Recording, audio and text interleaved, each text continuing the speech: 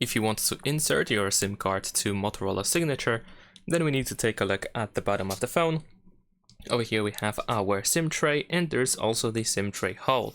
We need to use the eject tool and put it into the SIM tray hole over here, in this place. There we go.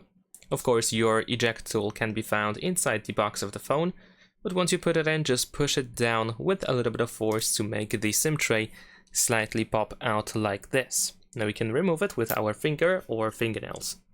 There we go. Now, as you can see here, we have our SIM card slot, so now we can just place the SIM card into the SIM tray. Of course, make sure that you put it the correct way. Here we can see how it should be shaped. I mean, how you should be placing it.